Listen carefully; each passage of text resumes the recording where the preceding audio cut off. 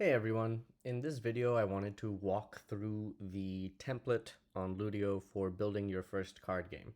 So first I wanted to show you what the game actually looks like the game of the template, and then I want to show you the JSON and walk through it step by step with you so you can understand how exactly everything in the game is being built behind the scenes. All right, so what I'm going to do first is I'm going to go here and start a new call.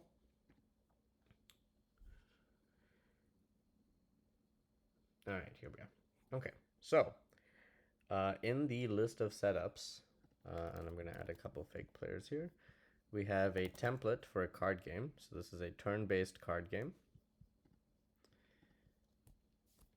And I just want to show you exactly what this looks like. So just ignore the name of the game and all of that. Okay, these are just sort of placeholder things. This is loosely based on another game we have called Parrot Party, except it's a stripped down version of that. So the idea is that you will copy this template and then use it as a starting point for building your own card game, right? So we have the question here that so I'm gonna draw your attention to every single step of this game, right? So first off, we have this question that asks the host, do you want a tutorial? So you can click either yes please or no thanks. If you click yes please, you'll get a voiceover tutorial, at least a little bit of one. If you click no thanks, the game will start. Okay, so let's pause here and look at what happened because it moves quick, right? So first of all, as soon as the game started, the background image changed, right? So normally the background image of a Ludio call is this sort of like night scenery of a village, and now it's this rainforest thing. So we changed the background image. We changed the layout of the cameras. So before we moved into this part of the game, the cameras were organized in very loosely like a circle, right? The widget was in the center, but we were all around it. Now there are two cameras on the left side, two cameras on the right side, and this widget in the center. So the layout has changed, and now we're looking at something in the center. The center widget has two decks of cards, right? So it's a grid with one row and two columns. I have cards in my hand now, so I have these 60 draw card cards, and I have these 6 cards, which are presumably from this deck. So there's a deck of cards, and a bunch of cards were given to each player, and there's some cards left over in this deck. And the top card was flipped over to create this one, and presumably we will be playing cards into this pile. So let's just go through all of that again, right? We get this announcement with the game. Notice the position of the cameras. Notice the question, and then as soon as this happens, we're in this new layout with these cards, new setup, and the top card is flipped over. Okay, so now you'll notice that players are playing cards and stuff is happening, right? Animations, people are drawing cards. So when it gets to our turn, you'll see exactly what this mini game is. So first off, I'm going to pause. Notice that when it's my turn, I can't click on every single card. So one feature of this game is that only certain cards are playable when it's my turn. So as it happens, the rule for this particular game is that there's 7 cards numbered 1 through 7, except the 7 card is a parrot. Okay, and you can play a card on top of another card if it's the same card or 1 higher or 2 higher, and the 7 counts as a 7 and a 0. Okay, that's just the specifics for this particular game. When you use this template, you will of course change it to match your game. So I can play a parrot on top of a parrot. I can play a 3 on top of a 2. I can play a 4 on top of a 2. So that just happens to be the deal with this game, right? And when I play a parrot, it just so happens that it'll show a parrot animation in my box. So I'll play this, and here's that parrot animation over there. Okay? And, we'll keep going until something happens. So all these bots are playing as well. If you can't play a valid card, you have to play a draw card, which just gives you 1 card from the deck. I guess I can play my 2. Okay, and what happened? So it's almost like the round restarted. Okay, so I got 6 new cards, and you'll notice that each player now has a score that got updated. And okay, so I just want you to notice these things because everything that you can see on the screen will appear in some shape or form in the game JSON. So I'm just sort of creating that anticipation for you that all these elements will have their place in that JSON. Yeah, so why don't we just play till the end of the game here so we can see what happens.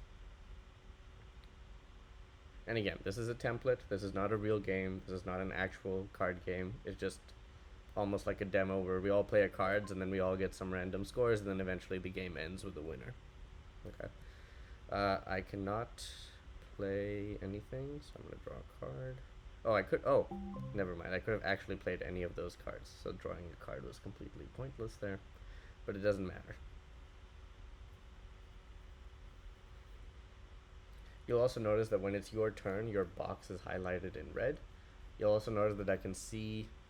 Okay, great. So the game is over for some reason. We don't know why. Okay, but just it's over and I won. Fantastic. And you'll notice that when the game ends, we get this little message over here. Okay, if you enjoyed playing Pirate Party, we encourage you to buy the physical game. Okay. And if I click over here, you'll also see all this stuff, right? All these, it's essentially a list of resources. Some of those resources are links to other places. All right? So that should give you a flavor of what this template comes with. And now, why don't I keep this open, right, in one tab, and now let's go to the actual JSON, which contains the code for this game, so to speak. All right, so one of the games is called Template Turn-Based Card Game. So let's go inside and look at it. Now, this is a moderately large file, right, and it's going to be a little cumbersome to go through it like this. So what I'm going to do is I'm going to copy paste this into a tool I use a lot called JSON Parser, which just sort of lets us navigate this a little better. And I'm going to minimize this here, and I'm going to zoom in so we can see this nice and big. And all right, so hopefully this is, I think that should work. Okay, so this is our game JSON. It has all these different sections: game init options, visual settings, turn spectator to player actions, before loop actions, game loop, post game actions, player's win condition. Okay, so let us skim through each one and see if we can match it to our understanding of what just happened over here, right? So game init options. This is how you set up your game. Okay, so some things to draw your attention to: minimum players 2, maximum players 6. Makes sense. Okay, don't change the layout after game. So what that means is when the game ends, by default it would remove this center widget, but because we've set it to not do that, it won't. So it keeps everything as is when the game ends. Okay. Time. That's our estimate for how long a game takes. Okay, if you're curious where this appears, like this says 20, well, how does this matter? Well, if you look in the template tile over here, right, when you are, you know, looking in the director of games, you'll see it says 20 minutes here. So that's where that 20 matters. Okay. What else? Teams. There's one team and it's called all. Okay. Of course, this is a game where your team doesn't really matter because each player is playing for themselves. That's why there's just one team, and the role on that team is player. Okay. Roles. There's one role called player. Here's a description of that role. There's an avatar and so on. It's a default role and it's on team all. Okay. Now, what does it mean that it's a default role? And what does this mean here that it uses default roles? So what this means is, instead of saying if you have 2 players, you need 2 player roles. And if you have 3 players, you need 3 player roles. And if you have 4 players, you need 4 player roles. Instead of spelling all of that out, we use a shorthand. We just tell Ludio, every single player in this game is going to have this role. All the time. Okay? They will always have this role. So this is the default role. Use it, and this is the default role. So anytime there's a player in the game, they get this role. This means we don't have to spell out what the composition of roles is for every player count. Okay, there's a cheat sheet. What's a cheat sheet? Let's go here. This is a cheat sheet. Okay, so if you enable that cheat sheet block, you can click this and it'll show any image you want. Of course, this cheat sheet has nothing to do with this game. I've just used a cheat sheet from another game, but you have the option to add a cheat sheet for your game. Your game also has a rule book, okay, which we'll see where that is in a second. So far, so good. So we got our roles, we got our teams, we got some information about how to set up the game, we got a cheat sheet, we got a list of images, and some of these images, may crop up in our game. We have a list of animations. Okay, that seems familiar because we saw those parrot animations, so that's probably what this is, right? Soundboard. These are sounds that get played to us. If you remember, when it's my turn in the game, I actually get a little reminder sound. So that's what that is. Voices. These are for the tutorial. And that's it. Okay, so I've gone through that quickly. When you have the template to yourself and you're making your own game, you will be the one tweaking all of these things. But this section contains all our sound assets, our image assets, our visual assets, right? And some information about how to set up the game. Perfect. So that's that. Next up, visual settings. So this is, it's pretty specific to card games. So card hand background image. Now what is this image? If we were to actually open this image, what is it? Okay, so you might recognize that. It is both the image of this central widget, it's also the image of our private hand. So in this case, when it's specified here, card hand background image, that is the image for the background of our hand. Okay, show image row on small screen. What is an image row? So you'll notice that my private hand does not collide with the cameras or with this stuff in the center. And the reason is because there's secretly an image here, okay, that is boosting everything up. So we have essentially a transparent image that has a certain height, and that means that if we set that, so this is an image row, it's basically a row with an image. Because we've set an image row, when you open your hand of cards, it doesn't collide into anything else. However, what this field is saying is that if you're on a small screen, you will not show the image row. Now, let's look at what happens here. Okay, you can see my cards, you can see everything. Now let's make this screen smaller, and let's make the screen smaller. Okay, there, you see what happened? The image row is gone. So because we're on a small screen, there's no longer an image row. Why would we want to do this? Because if you don't do this, then Ludio will really struggle to show everything at the same time, and you'll get an error message like this. Now, if you make your screen sufficiently small, you will get this error message anyway, but by hiding the image row on small screens, at least you delay the point at which this happens. Okay? Now the image row is permanently gone. If we were to refresh, then the image row would come back. Okay?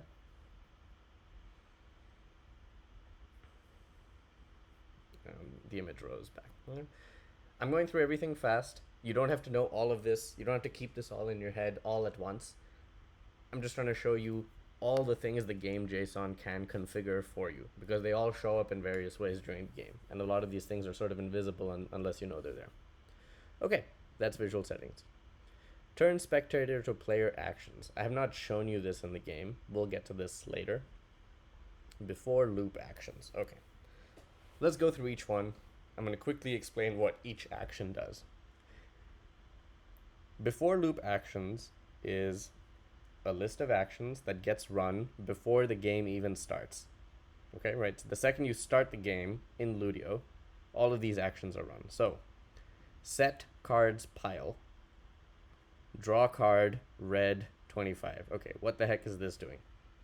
What this is doing is this is saying, if you have a bunch of draw card cards in your hand, instead of showing each one individually, group them into a pile and show how many there are in that pile in a red circle with a font size of 25. That's what that action is saying, right? Set a cards pile for draw card, and this is, what that little number should look like. That tells you how many cards are in that pile. Okay, simple enough.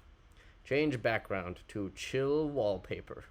Okay, so there's some image called chill wallpaper, and not just some image. It's actually in our images in game init options. So we have chill wallpaper, which is basically an alias for this URL, right? This is the background image of our call. So I know I'm hopping around a lot, forgive me. Okay, so we changed the background of the entire call to this image. Straightforward enough. Empty action. empty actions are super useful because they don't do anything visually. They're just a way for you to do any computation that you need to do behind the scenes. Okay, so there's an empty action, and we are setting a bunch of variables and saving them to the cache. So here's a variable, skip start action group. We'll see what that does later. Here's a variable, playable cards. It's a dictionary. Okay, the values are 1, 2, 3, 4, 5, 6 parrot, and then the keys are 1, 2, 3, 4, 5, 6 parrot, and the values are what card can you play on top of this. So on top of a 1, you can play a 1, a 2, a 3, or a draw card. On top of a 4, you can play a 4, a 5, a 6, or a draw card. So this is a variable that just tells you the mapping between the card and the cards that you can play on top of it. Okay. Players. Who are all the players? That's a super useful variable to have because you are going to need the set of players all the time, right? Num players. This is the length of that list. So how many players do we have in the game? Also a really useful variable to keep track of. Num cards, 6. That is how many cards we get at the start of each round. That'll come in handy. Current player. We are selecting an element. We're selecting the 0 element of the player's list. So here we're just saying that when the game starts, the player whose turn it is the 0th player in the player's list. If you don't know, in computer science, all lists, the index starts with 0, not with 1. So the first element in the list of players is actually the 0th element. So if a list has 5 items, the indices are not 1, 2, 3, 4, 5. They start at 0. It's 0, 1, 2, 3, 4. Okay? So whenever you want the first element of a list, you need to select element, and then the index is 0. Great. Round in progress, false. We'll see what that does. Okay? So this empty action, all it did was it saved a bunch of variables. Here's another empty action. The host. Okay, so what this is doing is it's getting the host of our game. And specifically, now, it's worth saying the host of the call may not be a player in the game. So that's what this action is doing. So what this variable is saying is if else, so if the host is a player, I'm going quickly, then the host is, in fact, the host of the call. Otherwise, you should just select the first player, and that is the quote-unquote host. Why do we need the host? Because we're about to give an action to the host asking if they want a tutorial. So that's why we need that variable. Okay, create notification. So we threw a notification. It says, welcome to Parrot Party, right? So if I restart the game here, boom, this one. Welcome to Parrot Party. There's an image of a parrot, or a bunch of parrots, and then there's a piece of text here. And there's a timer counting down. So that is what this action is doing. Welcome to Parrot Party. Here's the image. It's an 8-second notification. The notification itself has a background color and a border color, so you can see that over here. And here's the text. Now, that's why we need the host, because here it says my name. So it has determined that I am the host of this game, and it's found my name. Right? So it's gotten player name of the host as a list, write it out as a string, and then it puts it in this string. Ankit, in a moment, tell me what you want Ludio to teach your game how to play this group. Perfect. Now we have a vote. Who gets the vote? The host gets the vote. The host is the actor. Okay. And this vote says, do you want to teach Ludio how to play the game? And there are 2 options in this vote. Why are there 2 options in this vote? Because it says here the targets of this vote are yes, please, and no, thanks. And they are formatted to look a certain way. So this is talking about this question. Ankit, do you want Ludio to teach your game how to play this game? And there are 2 options. And only I can do anything in this action because only I am an actor. Great. So that's what that does. All right. Now, once I have done something there, it creates a deck called Parrot Party. So it is fetching a deck of cards for Parrot Party. In case you're wondering what this action does, create deck Parrot Party. In our sort of admin panel over here, if you go to decks and you look for Parrot Party, this is the deck that it has just fetched into our game. This is a deck of cards. The cards are numbered 1 through 7. 7s are the parrots, and there are 8 of each in the deck. So this is what it's fetching. It's essentially materialized this deck out of thin air and stuck it into our game. We've also created a deck of draw card cards. Similarly, there's a deck called Draw Card, and it's this, and there are 240 of them. So it has materialized a deck of 240 cards that say Draw Card and stuck them into our game. We're creating a custom deck called the Playing Deck. We're creating a custom deck called the Current Card. We're creating a custom deck called Discard. We're shuffling the Parrot Party deck. We are moving the Parrot Party deck into the Playing Deck deck. Okay.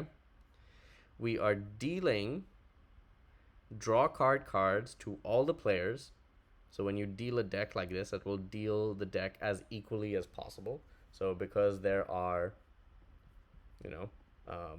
4 of us in this game and there are 240 draw card cards, that's why we all end up with 60 over here, right? It dealt the cards equally. Show score. Show the score of all the players to all the players. So that's why we now all have a 0 over here.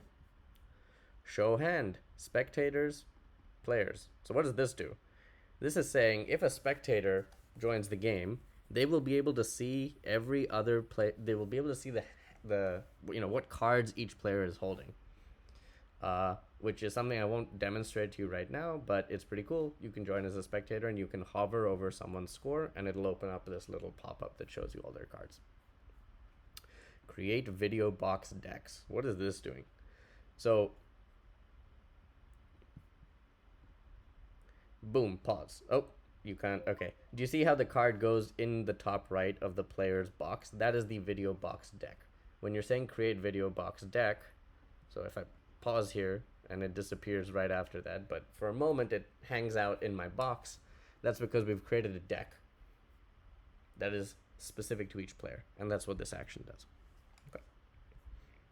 So far, so good. So that is the before loop actions. All of that happens before we even start playing the game. Or I guess technically you ask the host, do they want the tutorial? Then you've started the game. Perfect. Now comes the actual game. Now, the game loop is a list of action groups, and each action group is a list of actions. Let's go through that one by one. So, game loop. First action group. Tutorial part 1.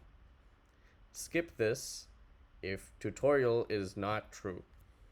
So, if the host asks for the tutorial, only then do we do this part. Otherwise, we skip it. Now, I have yet to ask for the tutorial in this game, and I won't belabor this. I can talk about tutorials in another video. So this entire action group doesn't happen unless you ask for the tutorial. Okay? Next, change layout. Skip this if skip start action group is true. Okay, so what is this variable? Well, if you remember, in before loop actions, we actually set a variable called skip start action group, which is false. So because it's false, we don't skip this, which means we're actually going to do the actions in this action group. And what are the actions? Change layout.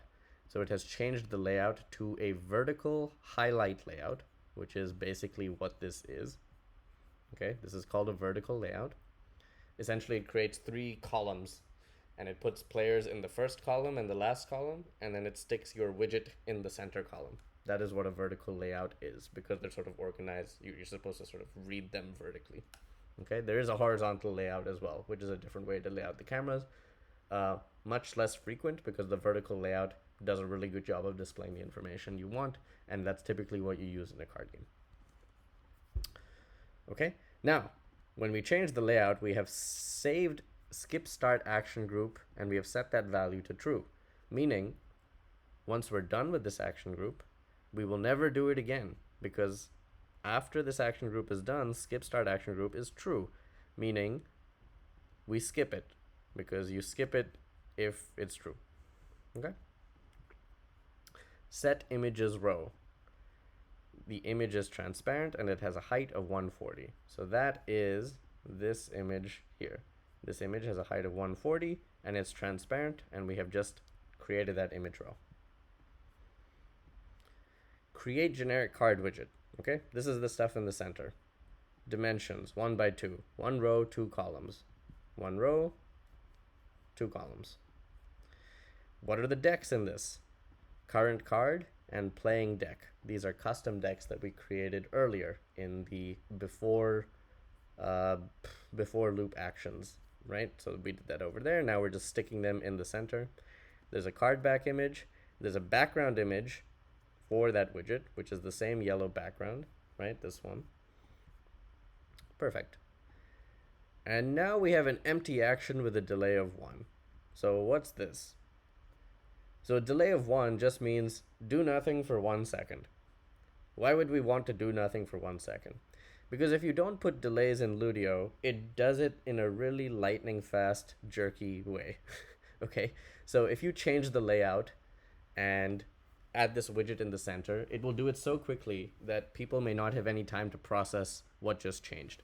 So I have added a 1 second delay here so that once the entire layout of cameras has changed and you finally arrive in this layout, you get 1 second to be like, oh, okay, something has happened. Okay. So that's, almost like cosmetic. Making good progress here. Okay, next action group. It nicely tells us it's going to deal cards, show rolls, flip the top card, and start the round. Okay. Let's ignore this for now.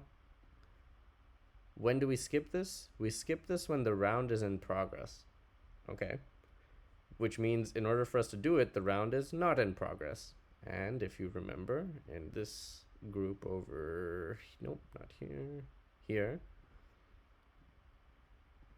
round in progress starts off as false. Okay. So the round is not in progress, meaning we will not skip it, meaning we will do it. So we're in here now. We're doing these actions. Show fake roll. Roll ID player from players to players. Okay. So what is this doing? This is showing this label above each person's face to each player, right? So if we didn't have this action, I would see it above my own face, but I would not see it above everyone else's face. Now, why is it a fake roll? I mean, these people are actually players, like that is their actual role. So why aren't we just showing the role? Why are we showing a fake role? Well, because there are many games where you want to show someone's role that is not actually their role. In Parrot Party, which is what this template is based off, there's a way to sit out of the round. And when you sit out of the round, you actually want to show people that they are sitting out. And a very convenient way to do that is to set their role to simply say sitting out, so that at a glance you can tell, oh, okay, that's a player, oh, and that person is sitting out. Sitting out is a fake role because that's not their actual role in the game. It's just a helpful label at that moment in time that describes something about that player's state in the game. So if you want to set fake roles in the future, you have to set fake roles all the way through. So there is an action called show role. I could have used show role here, but if I use show role, I can't use show fake role in the future. So I have to use show fake role here if I want to show other people's roles to other players. Okay? There's some subtleties there. We can get into them later. This is more just an overview of the game JSON, and I just want you to be able to create that mapping between what's in the JSON and what's happening in the game. Deal deck. Okay, there's a playing deck. And if you remember, we shuffled the Parrot Party deck and moved it into the playing deck. So all the cards are here now. We have the playing deck. We are dealing them to the players. We're dealing num cards to each player. If you remember, num cards is set to 6. So we're dealing 6 cards to each player. And when we deal them, okay, the sorting isn't working. It should. But in theory, these cards should be sorted by the number of points that they're worth. Okay? So that's what this action does. Show hand from players to spectators.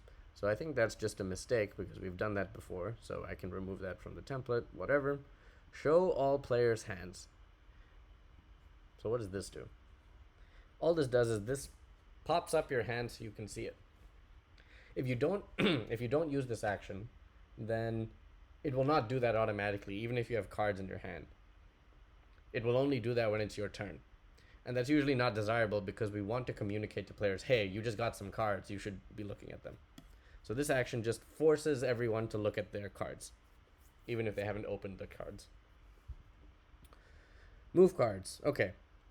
We are moving one card from the playing deck to the current card. So that is the very first card flip.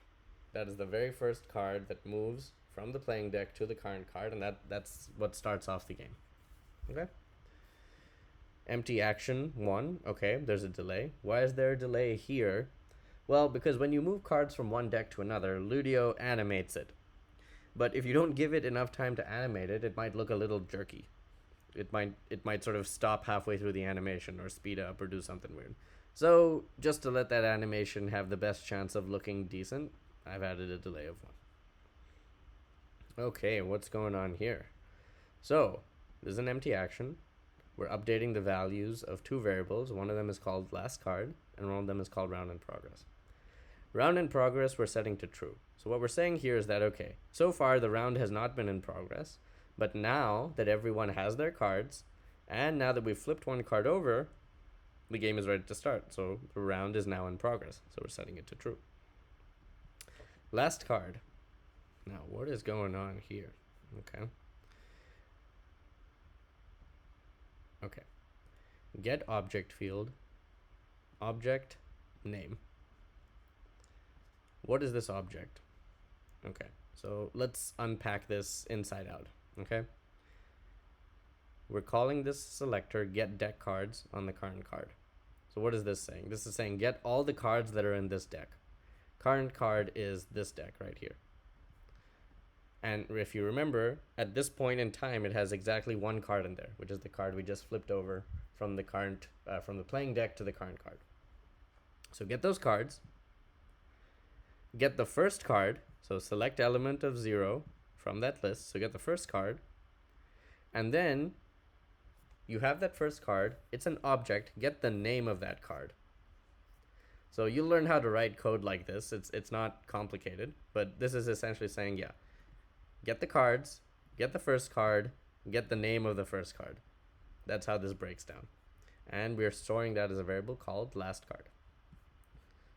Okay, so far so good. Next one. Play card. Okay, first action, highlight players. We're highlighting players in red. And who are we highlighting? We're highlighting a list that includes the current player. So this red border around this person's box, that is what this action does. It highlights the current player in red. Simple enough. Next, play cards. This is the meat of the game, right? This is the core action that everyone has to do on their turn. Play cards. It's a 20-second long action. You only have to click your card once. You don't have to confirm. So to play it, you just click it. There's a sound. Okay, there's a reminder sound. Okay, target. So the target is where am I playing my card to? Like which deck will it end up in? And here we're saying it's going to end up in that player's video box. It's going to end up in the video box of the current player. When you create video box decks, the name of each deck is equal to video box underscore the name of the player, or just the ID of the player. So this is where we're playing the card to. Now, what cards are playable?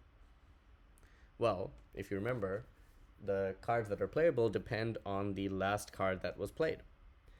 And if you remember, we had a little mapping that we saved earlier where, you know, if I play a 1, if the current card is a 1, I can only play a 1, a 2, a 3, or a draw cards. So we are taking the last card, we're getting the playable cards from that mapping and setting it to what is playable. Playlist.1. This is who the sound plays to. So this reminder sound will only play to the current player. So that's what this is. Notification. Play a valid card. What's that? That's this prompt. And we are replacing part of the string with the name of the current player. Okay? Current player, play a valid card. Okay? And who is getting this action? The current player. So the play cards action, that's what that does. But wait, there's more. There's a post handler. So that's new. What's a post handler? Well, a post handler is something that is, it's a little piece of code that is run when the action is done. And specifically, it's run if the person who is supposed to do the action didn't do the action. So it's almost like error catching. It's almost like, okay, what if bot 3 walks away from their computer and the action terminates, the timer runs out? What should we do? And what this is saying is you're going to play one random card. So on behalf of the current player, it will play one random valid card. Finally, we're saving something in the cache. We're saving temp last card. Now what's this? Let's do it inside out again. So last action result.cards. This is the card that was played as a result of this action. We're getting the first one, okay, because cards is a list, so we're getting the first one, and we're getting the name of that card using this selector. So this is the name of the card that this dude just played. What did current player just play? We're now saving it in temp last card. Player drew card. Here we're checking whether the temp last card was a draw card, right? Because if someone plays draw card, we don't actually want to stick it in this pile. We just want to let them draw a card, but this pile should remain unchanged. So that's why we need to track this. So here we're saying, did they draw a card or not? And then we're updating last card, okay? And we're saying, if they drew a card, right? So if they played draw card, then nothing changes. The value of last card is still last card. But if they actually played a legit card, then the value of last card is now temp last card. Okay? And that's worth thinking through if you're not used to seeing this kind of like updating of variables. This is, think through, okay, when do we actually update this thing? If they play draw card, we don't update what's on top of the pile. Otherwise we do. And now there's a delay. Why is there a delay? Reasons. Delays make the game feel not crazy fast. Okay, making good progress. We can go a bit faster now. So, at this point in the game, so far in the JSON, if you've made it to this point in the JSON, the card that the player just played is in the top right of their box. Okay, it hasn't been processed yet. All they've done is moved one card from their hand to the top right. And we know whether it's a draw card or not. Right? So that's where we are in the game so far. Now, we have to take their card and we either have to put it in the center on the current card pile, or we have to let them draw a card and then just discard this draw card that they played. That's what we're trying to do. That's the entire, that's the hardest piece of this game JSON, like the logic of how to do that. Okay. So this action group is called draw card. We will skip it if the player didn't draw a card. That makes sense. And all we are doing is, okay, let's imagine they played draw card. So first, the card that they played, we're just going to discard it. So we are moving all the cards from their video box to the discard deck. That's what this action does. And then we are giving them a new card. We are giving them one card from the playing deck. We're giving it to the current player. And when it goes into their hand, we're going to sort their hand. And that's all there is to it. So to draw a card, you get rid of the one in their video box, and then you give them a new one straight from the playing deck. Okay. Card goes in center. So this is the alternative. So you skip it if they drew a card. Now, how does the card go in the center? Well, we're just going to move it from their video box to the current card pile, which is this left pile over here. So it used to be here, and now we're moving it here. Great. That's pretty straightforward. Okay, new type of action. Animate box. We skip it if the last card is not a parrot, which means we do it if it is a parrot. And if it is a parrot, what are we doing? We are showing an animation in their box. So the animation is a random animation chosen from these 3 animations, and we are showing this animation on top of the current player's box. That's what this action does. So if you ever play a parrot, you get a little animation, and it's randomly chosen from these 3. Perfect. Okay, so someone played a card. Either they drew a card or they played a card that got added to the current card pile. So we've done most of the logic at this point. So what's left? Well, this game is organized by rounds. So at some point the round ends. So when does the round end? Well, this is arbitrary, but this is the kind of logic that you will probably have in your game if you do have rounds. So some card games are, they never stop. Like once people play a card, like everyone just keeps playing cards, but at no point does the game pause to reset anything. Right? So there's some games like that. If your game is like that, you really don't need a block of code like this, because at no point do you have to pause, at no point do you get off the treadmill. But this particular game, and some card games, do have phases. They have a phase where everyone plays cards for a while, and then something happens, and then you pause that, you go do something else, and then you get back. So that's why we are keeping track of this round in progress variable, because sometimes the round is not in progress. Sometimes we get off the treadmill. Okay, now this is pretty arbitrary, and this will change based on your game. So for this particular game, the round is in progress if the game loop index, when divided by 8, leaves a remainder of 0. So if that's not true, then the game is in progress. So let's unpack that. Game loop index is how many times this core game loop has been run. But remember, indices start at 0. So the very first time we're going through this, game loop index is currently 0. Next up, and sorry I didn't mention this, we're incrementing it, meaning we're adding 1. So this is 0. Now increment of 0 is 1. 1, what is the remainder when you divide 1 by 8? It's 1. Is 1 equal to 0? No, which means the round is in progress. Which means the only time the round is not in progress is if you get to essentially like the 8th person's turn. So let's say I start, game loop index is 0. 0 plus 1 is 1, divided by 8, remainder is 1, which means the game is in progress. So game is in progress. 3, 4, 5, 6, 7, 8. And after that person's turn, round in progress becomes false, because 7, which is the game loop index at that point, plus 1 is 8, divided by 8 leaves a remainder of 0. So that's how this gets set. This is basically a fancy way of saying every 8 turns, the round ends, right? The round ends after 8 turns. Okay, let's keep going. Remove highlights. Remove all highlights. What's this for? Well, if we don't remove the highlight, let's say it's my turn, I get the red border, but then you never remove it. So then when it's the next person's turn, they get the red border, but you never removed mine. So now 2 people will have red borders. So you gotta tear down what you put up. Okay, so that's all this is. This is just removing the old ones to make way for the new one. Advance to next player. Okay. You only advance to the next player if the round is in progress. So if it's not in progress, you will skip this part.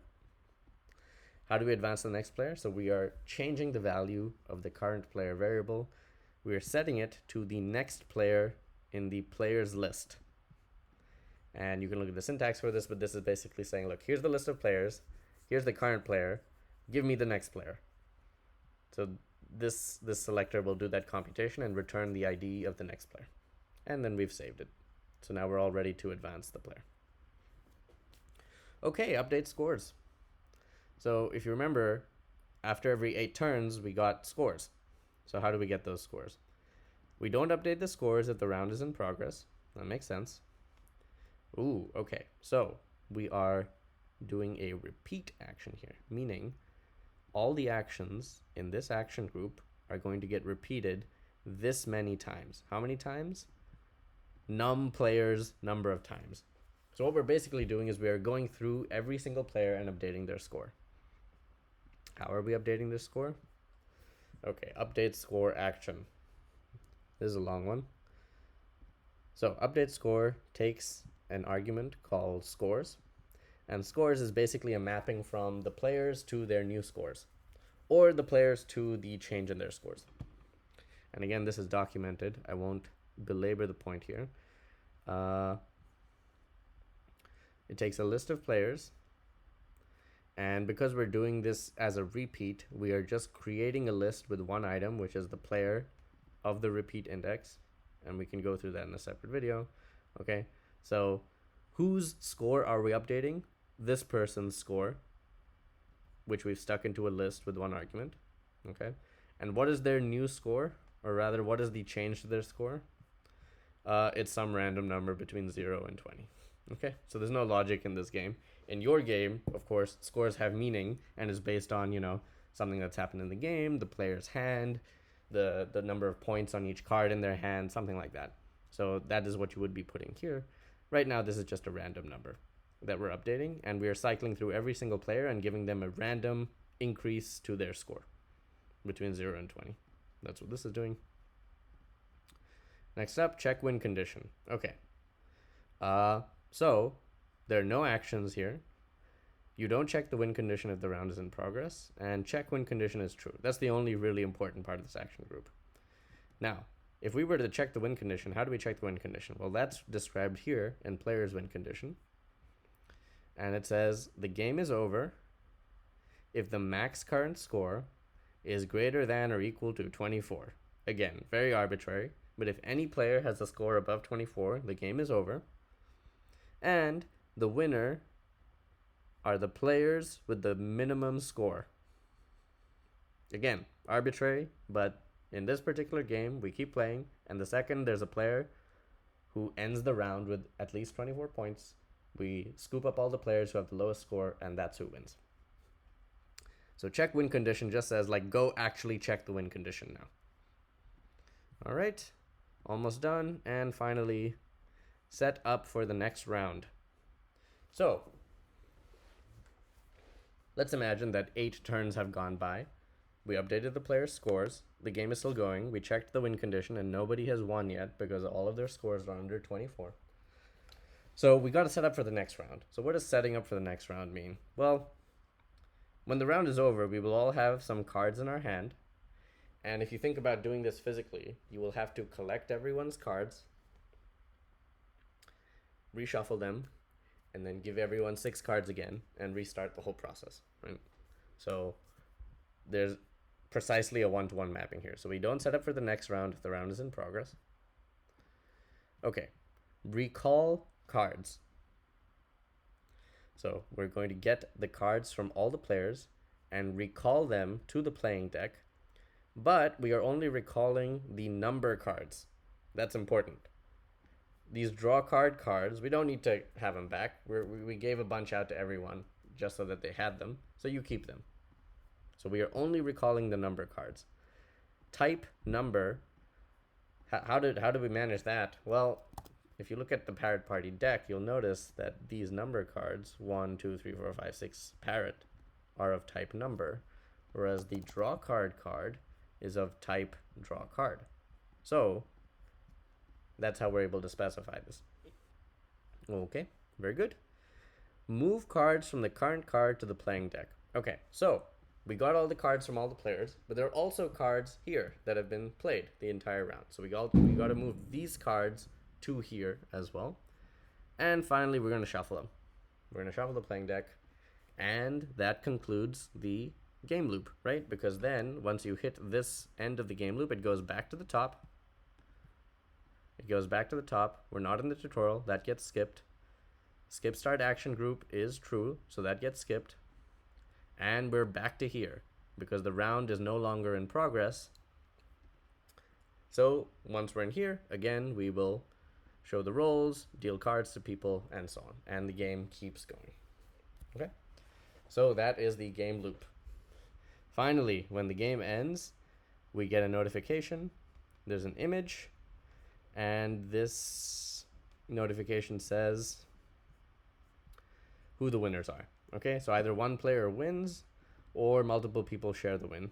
And you can unpack the logic there, but it's pretty straightforward. This winner variable is created in the player's win condition, right? What this is doing is essentially setting the winner variable so that we have access to it when the game ends. Okay, and finally, look at this. Here's an advertisement. Create advertisement. If you enjoyed playing Pirate Party, we encourage you to, and then there's a link here, buy the physical game. And that's the thing we saw at the very end. Cool. So, yes, it's a long video, but I think this will give you a good sense of how everything in the JSON maps to something that you actually see over here. And your template comes with, you know, create advertisement. It comes with a bunch of decks. It comes with like this logic of looping through all of the players, giving each player a turn, moving that red border. And so a lot of that you will want to keep if you are implementing a turn-based card game in Ludio, because a lot of that isn't going to change. What's going to change is, what are the cards? What is the logic for, well, okay, someone plays a card, what do I do now, right? Does the card have some special action on it? Do I need to implement something for that action? Where does the card go? Does it go in my box here? Does it go in the center? Does it go here and then get moved to the center? So these are the decisions you will have to make about the mechanics of actually playing those cards and processing those cards. But this entire framing of, it's my turn, I get the red border, I play a card, something happens, now it's your turn, on and all till the round ends for some reason, all of that is pretty boilerplate. And so I'm hoping this template is a good starting point if your game conforms to that structure mostly, right? And as always, you can, you know, grab office hours with me. We can talk about the specifics of your game if there's some quirks there. But I think this is a really good starting point, and hopefully you see the mapping now between what's in the JSON and what's in here. All right, so I'm going to stop the video there. I'll make specific videos about specific aspects of this later. This is an ongoing project, of course, so lots of learning here as to like how good these tutorials actually are. But yeah, thanks so much. Take care and have fun building on Ludio.